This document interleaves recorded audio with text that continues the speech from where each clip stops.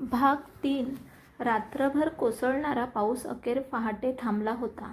आकाशात अजूनही काळे ढग तरंगत होते, पण क्षितिजावरून टोकावणारा सूर्य जणू नव्या आशेचा संदेश घेऊन आला होता. अन्वी मात्र खिडकीत उभी राहून रिकाम्या नजरेने बाहेर पाहत होती. 2 दिवस झाले होते. त्या दिवसानंतर तिने आर्यनचा एकही फोन उचलला नव्हता.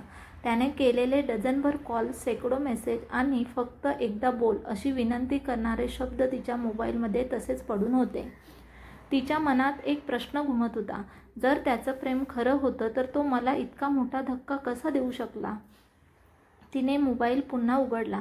आर्यनचा शेवटचा मेसेज स्क्रीनवर चमकत होता. अन्वी, मला एकदा भेट, माझं ऐकून घे. त्यानंतर तुला जो निर्णय घ्यायचा असेल तो मी मान्य करेन. तिच्या डोळ्यात नकळत पाणी आलं. इतक्यात तिची आई खोलीत आली. अन्वी, किती दिवस अशीच राहणार? जे झालं ते विसरायचा प्रयत्न कर. अन्वी हसण्याचा प्रयत्न करत म्हणाली. आई, काही गोष्टी विसरणं इतकं सोपं नसतं.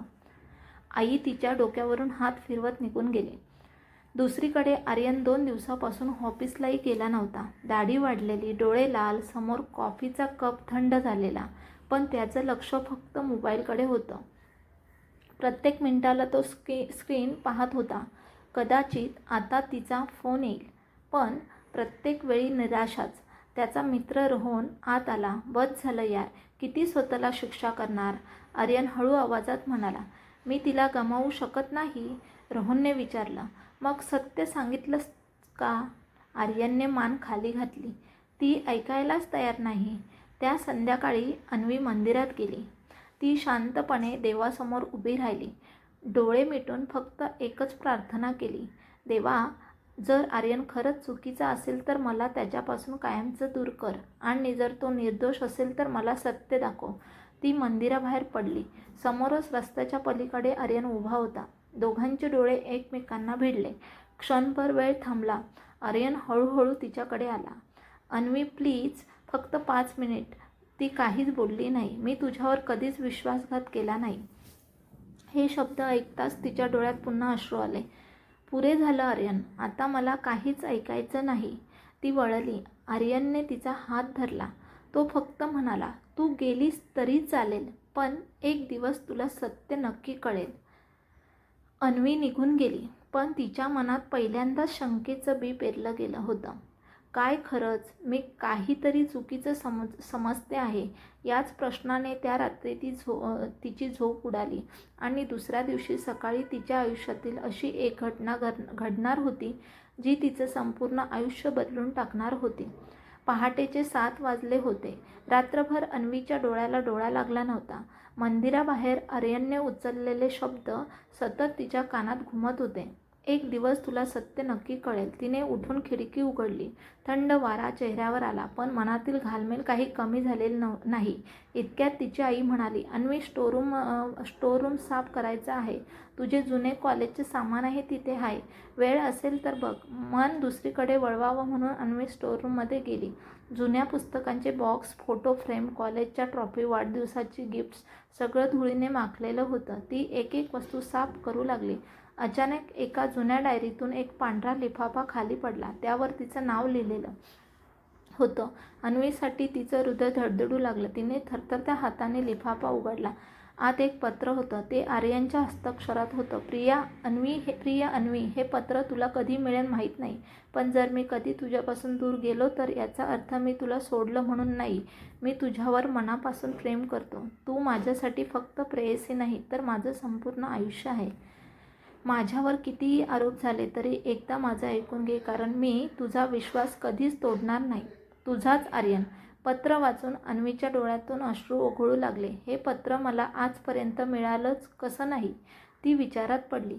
तिने लिफाफा पुन्हा पाहिला. तो उघडलाच गेला नव्हता. म्हणजे हे पत्र तिच्यापर्यंत पोचलंच नव्हतं. पण का? कोणी लपवलं होतं? इतक्यात तिची मैत्रीण स्नेहा आली. काय झालं अन्वी? अन्वीने तिला पत्र दाखवलं.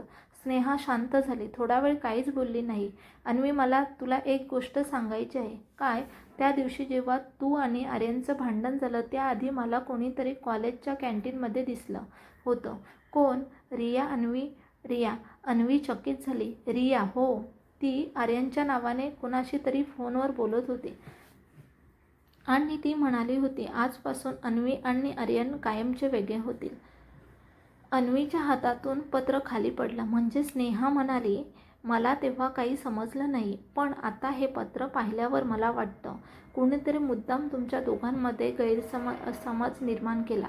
अन्वीच्या डोळ्यासमोर गेल्या काही दिवसातील प्रत्येक घटना फिरू लागली. आर्यनचे कॉल, त्याचे मेसेज, त्याची विनंती आणि त्याचा शेवटचा संवाद. मी त्याच्यावर कधीच विश्वासघात केला नाही. आता प्रत्येक शब्दाचा अर्थ बदलू लागला होता. त्याचवेळी आर्यन आपल्या ऑफिसमध्ये बसला होता. समोर लॅपटॉप उघडा होता, पण त्याचं लक्ष कामात नव्हतं. त्याचा फोन वाजला. स्क्रीनवर नाव झळकलं, अन्वी. क्षणभर त्याचा श्वास थांबला. त्याने लगेचच फोन उचलला. हॅलो अन्वी.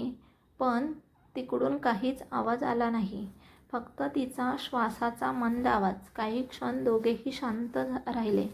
मग अन्वी हळू आवाजात म्हणाली, आर्यन, आज संध्याकाळी आपण भेटू शकतो का?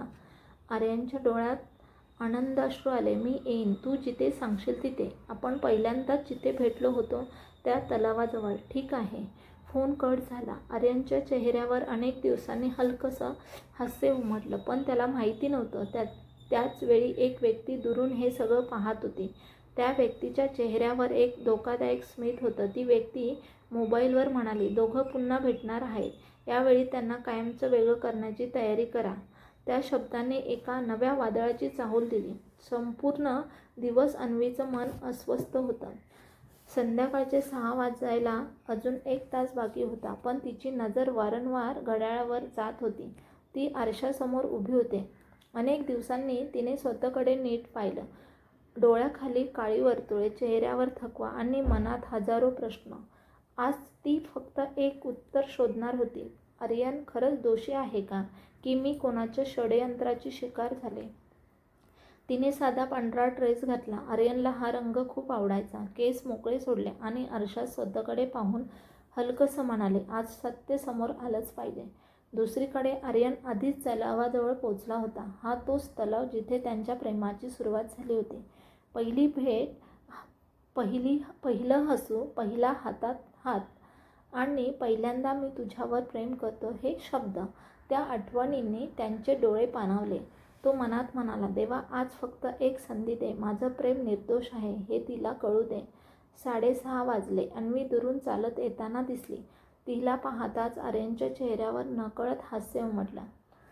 दोघं काही क्षण एकमेकांसमोर शांत उभे राहिले. शब्द नव्हते, फक्त नजरा बोलत होत्या. शेवटी अन्वीने शांतता मोडली. आर्यन, मला एकच प्रश्न विचारायचा आहे. विचार. त्या दिवशी तू रियासोबत हॉटेलमध्ये होतास का? आर्यनने एक क्षणही न दवडता उत्तर दिलं, हो, होतो. हे ऐकताच अन्वीच्या चेहऱ्यावर पुन्हा वेदना उमटल्या. पण आर्यनने लगेच पुढे म्हणाला, पण ती भेट माझ्या इच्छेने नव्हती. मग? रिया मला म्हणाली होती की तुझ्याबद्दल खूप महत्त्वाची गोष्ट सांगायची आहे. मी गेलो, पण तिथे गेल्यावर मला समजलं की तो सगळा सापळा होता. हो, तिने मुद्दाम फोटो काढले आणि ते तुला पाठवले. अन्वी स्तब्ध झाली. मग तू मला लगेच सांगितलं का नाही? आर्यनने खोल श्वास घेतला. मी सांगण्याचा खूप प्रयत्न केला.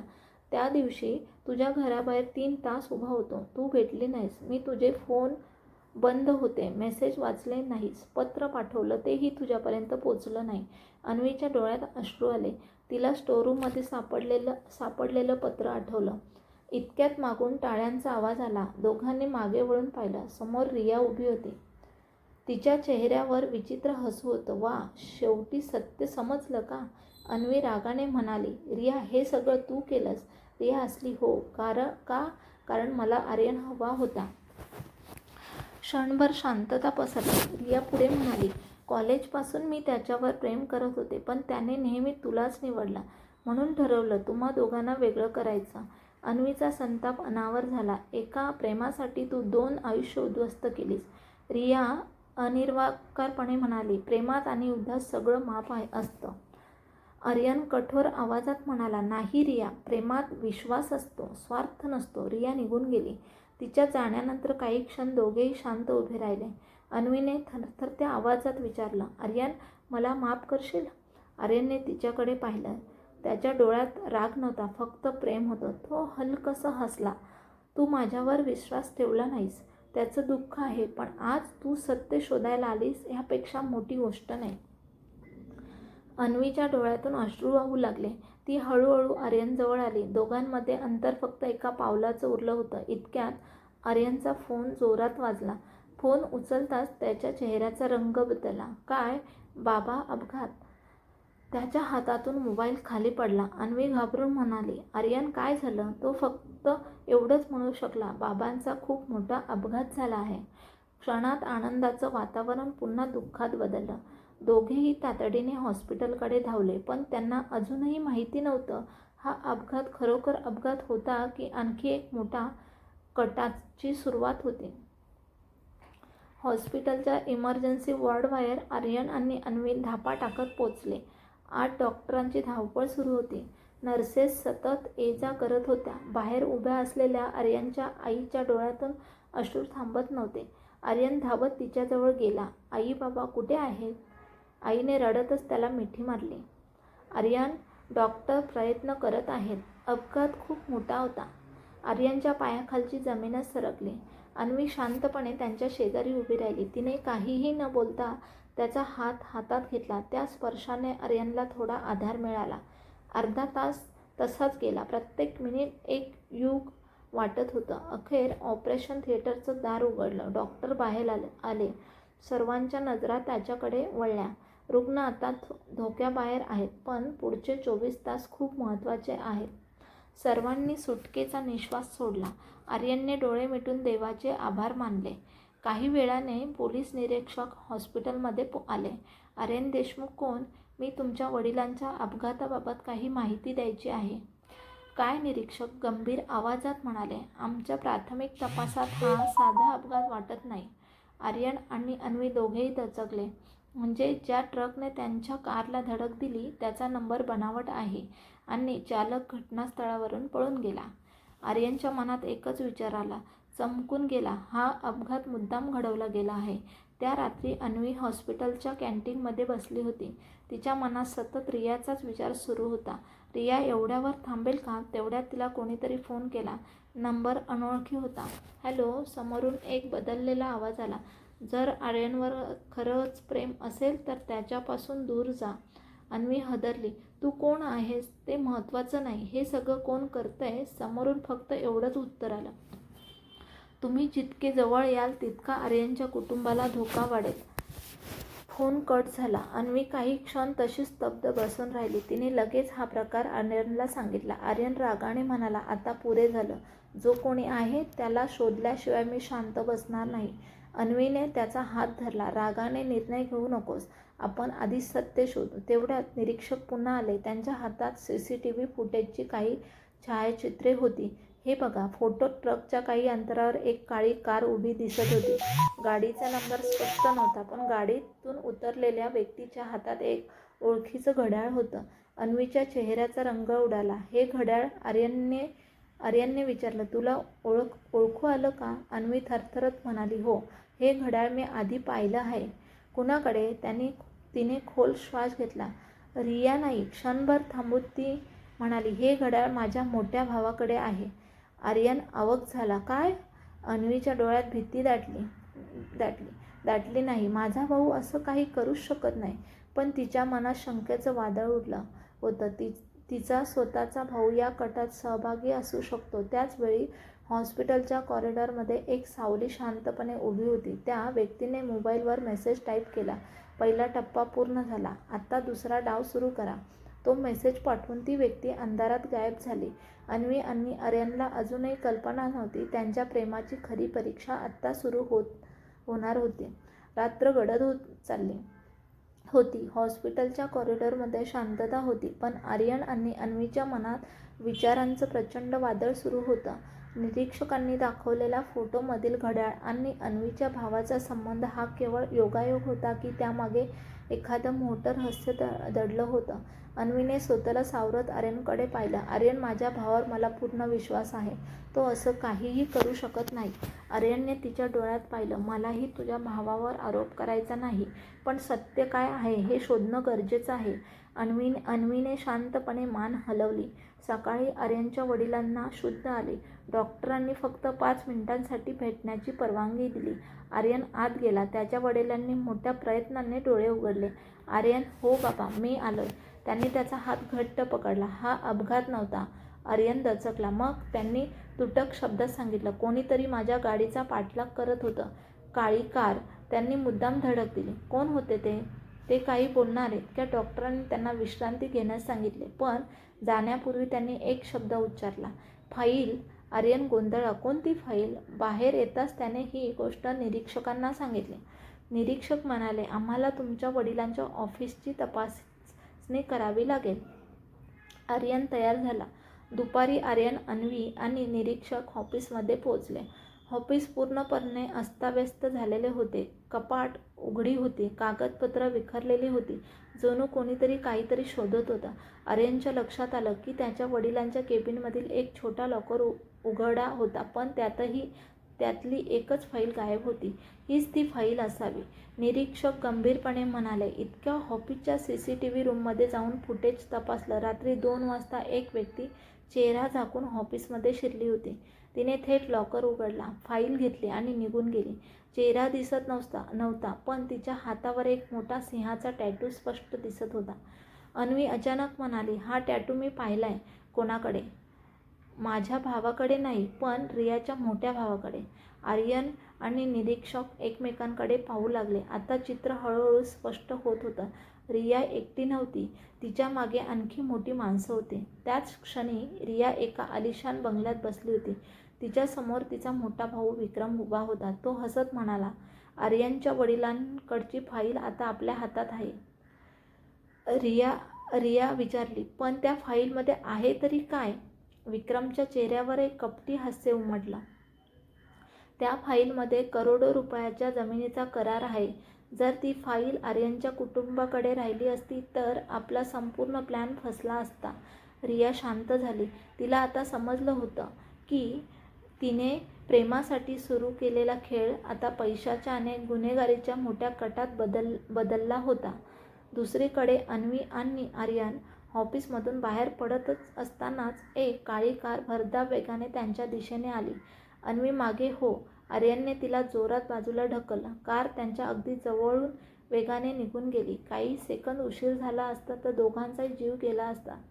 आर्यनने कारकडे पाहिले. काचेतून कोणाचा तरी चेहरा क्षणभर दिसला. तो चेहरा पाहून आर्यनच्या तोंडून नकळत शब्द बाहेर पडले. असं कसं शक्य आहे? तो तर कार क्षणात नजरेआड झाली. अन्वी घाबरून म्हणाली, आर्यन कोण होता तो? आर्यन काहीच बोलला नाही.